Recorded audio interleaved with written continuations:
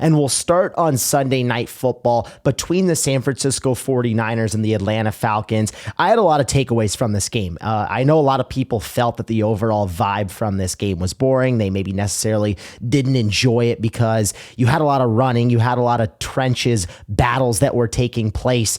But I really enjoyed it. I really enjoyed the intricacies of this game from the 49ers and from the Atlanta Falcons. And we'll talk about both teams here, but we'll start out with the San Francisco 49ers. I mean, they have been absolutely unbelievable. I feel like it's the end of the week and your girlfriend just gave you a grocery list, or your wife just gave you a grocery list, and all of a sudden you're like, oh my goodness, I've got to feed 5 kids, because for the 49ers, this injury list continues to get longer and longer. I mean, it is unbelievable. And the fact that they are still winning football games, ladies and gentlemen, speaks volumes about the greatness of Kyle Shanahan and Robert Saleh. The fact that they are 5-2 and had this type of performance on Sunday Night Football is mind-blowing. But you look at Brock Purdy being injured. You look at Brandon Ayuk still not having returned after that ACL injury last year. You look at George Kittle finally coming back after the hamstring injury in week 1. Nick Bosa tears his ACL. Fred Warner breaks his ankle, dislocates his ankle, and he's out for the rest of the season.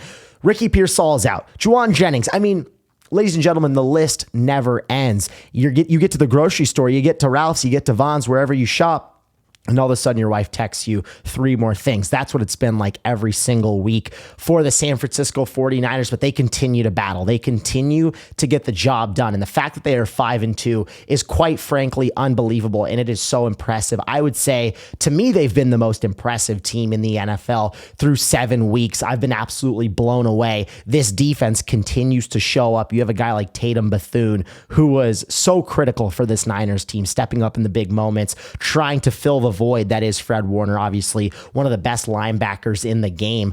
But for Atlanta, you felt like after having this sky-high victory on Monday Night Football that they'd come into Sunday night playing a Niners team that was pretty banged up. You felt like Atlanta would win this game, and you felt like they'd win it pretty handedly. And I did believe that Atlanta was going to win this game. They were my official pick to win this game. I'll put my hand up right now and say that I was wrong. Now, on the other hand, I did say the Niners would be the number 1 seed in the NFC.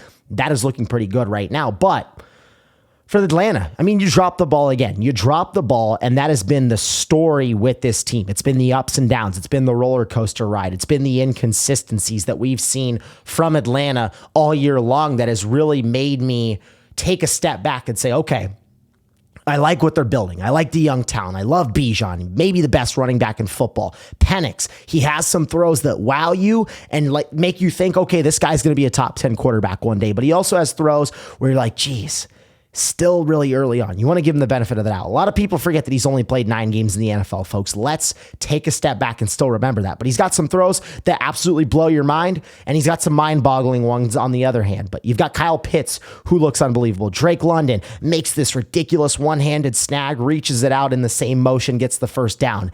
That's what gets you so fired up about this team offensively. And then you've got Ulbrich who comes in, and he's done an unbelievable job of turning this defense around with all this young talent. James Pierce, all these guys that have come in. This defense flies around, and they've got a pass rush now. Atlanta, it seems like they're on the cusp of being a Super Bowl contender. I said it last week after they beat Buffalo. And when you beat Buffalo, you start to open up some eyes. You start to have people turn their heads and say, oh my goodness, Atlanta, Bijan Robinson, over 200 yards. This is a good football team. And that's exactly how I felt after they beat the Buffalo Bills. I was like, okay, I'm in on this Atlanta team. I think they are a consistent Michael Penix Jr. away from being able to genuinely compete for a Super Bowl. But then they have this performance on Monday Night Football, and I've got to take a step back and say, okay, here we go again. It's the same inconsistencies. It's the same flaws that we've seen over the last few years that make me question if this team can do it this year. And I don't know if they can. And it's the little things that it comes down to sometimes. I'm watching the first half and the Niners come down and score. They're up 10-3 after the Penix fumble. It could have been a lot worse. They could have scored a touchdown, made it 14-3, then get the ball back after halftime and really put this game away. But Atlanta's defense gave them a shot, 10-3. Penix gets the ball, trying to do another 2-minute drill after he fumbled the last time. Hits this beautiful throw to Mooney on the sideline. And that's one of those throws where I'm like, geez, Michael Penix Jr. is just disgusting. I mean, he's got every trick in the bag that you would possibly want. I mean, he's got a deep bag, folks. He makes that throw. I'm like, okay, this team's going to get some points on the board. The clock's winding down, takes the snap with about, 15-ish seconds. Doesn't quite get outside of the tackle box when he releases it. And of course, he just throws the biggest moon ball of all time to the sideline. And Chris Collinsworth was actually talking about it. He's like, well, it doesn't actually stop until the ball touches down, not when it like breaks the sideline plane. It actually has to touch the ground in order for the clock to stop. And he threw the biggest moon ball ever. And you're kind of questioning, oh, was that an intentional grounding? Because there's only 10 seconds left. And there's a 10-second runoff if they call it. And sure enough, the refs come together. They call a penalty for an intentional grounding. And I'm like, oh my goodness, this Falcons team again shoots themselves in the foot after the week before threw that slant route to Drake London, who nearly scores against the Bills. This time around on the 2-minute drill again, Penix throws an absolute moon ball, doesn't get outside of the pocket, 10-second runoff, half's over with. They don't get any points. You're like, man, that's not good. But hey, the defense has got to get stops. McCaffrey, got to try and slow him down if you can. Okay. One of the final drives of the game, you are down a touchdown, or you're down 3 points, you're down 13-10. You're like, we've got to get a stop here. The 49ers are just inside the red zone. It's a 3rd and 13. You feel like, okay, if we get a stop here, we're going to have time. We're going to have a final drive to go win this game. We know what we have to do. We got to go get a touchdown to win it. 10 guys on the field. How does that happen? Mac Jones throws an absolute dot to CMC, first down. He scores. Play later, game's over. And in my head, I'm like, it's inexcusable. That is inexcusable. And Raheem Morris talked about this afterwards. 2 plays that make you scratch your head and think, man, inexcusable. Because at the end of the day, you miss out on that field goal. That would have been an automatic field goal. Maybe you take a few shots at the end zone, see what you can do. And Pitts and London were having hex of games. Maybe you toss it up to them, try and get a touchdown. Like, you never know on the halftime one. Then this play, how do you have 10 guys on the field?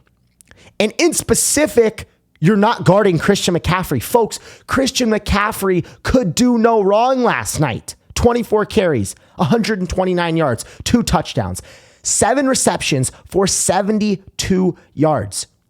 We're not going to guard this guy. He's the guy that gets it done and then scores the touchdown to put the cherry on top, and the game's over with. Inexcusable. Inexcusable if you're the Atlanta Falcons. Now you're 3-3. I've got to take a step back and say, okay, I'm not all the way in on this team yet. I'm not. Now, that's not to say that I can't be all in on this team later, because I can be. I can be. I reserve that right because they have flashes. They show things. Michael Penix Jr., he's got such a great arm. Bijan Robinson, 200 yards against the Bills. Kyle Pitts Jr. is really, really coming into his own. Kyle Pitts Sr., is really, really coming into his own. 7 receptions, 62 yards. Drake London, he had a huge game against the Bills. They've got weapons. They've got more than enough. They got Mooney back now, and the defense is one of the best in football. But giving credit where credit is due, you've got to give all the credit in the world to the San Francisco 49ers. Because, ladies and gentlemen, they've had every opportunity. They've had every excuse in the book to say, hey, we're gonna put this season on ice. We're done. Fred Warner, dislocated ankle. Nick Bosa, torn ACL. Brock Purdy, we don't even know when he's going to come back because he's got this turf toe. George Kittle tears his hamstring, doesn't have to get surgery. Season could be over with. But that's not the DNA that John Lynch, that Robert Saleh, and that Kyle Shanahan have embedded into this team. And I am making a serious point right now, an argument saying, I think in my head, this is the most impressive season that Kyle Shanahan has had as the 49ers head coach. Now, we're only 7 weeks in. I get it. He's been to the Super Bowl twice. He's been to a lot of NFC championships. It goes back to the grocery list. You are losing all-pro players. Fred Warner is the best middle linebacker in football. Nick Bosa is arguably a top 3 pass rusher in the league. Brock Purdy went toe-to-toe with Mahomes in the Super Bowl and nearly beat him. Ricky Pearsall's been unbelievable. He's the first-round pick last year. George Kittle, top 3 tight end in football. I mean, it's unbelievable. And this is not just this year, folks. This has been the last few years. The Niners can't catch a break. But instead, they continue to fight. They continue to battle. And here we are through 7 weeks. The San Francisco 49ers beat a really good Falcons team, in my opinion. This is not a fluke whatsoever. This is a really good Falcons team. And I know we made a lot about how they have the easiest schedule in football coming into this year. They beat the Seahawks on the road in week 1. Seattle's a darn good football team. I'll tell you that right now. Seattle is a darn good football team. They went on the road and beat the Rams with Mac Jones. Rams are a darn good football team. Falcons, good football team. I would say the Seahawks and Rams are in that Super Bowl bubble. I'd put the Rams a little higher up, but I think the Falcons are close. Falcons could absolutely make the playoffs, and the 49ers beat all three of them. Jaguars have had their stretches. Purdy struggled had 3 turnovers in that game. The Buccaneers game, that was just a tough one. Baker and the Bucs, they might be playing football better than anyone right now, and they only lost by 11. Let's enjoy this level of resiliency from San Francisco, because it's been so fun to watch, and I'm really excited with what I'm seeing about the San Francisco 49ers.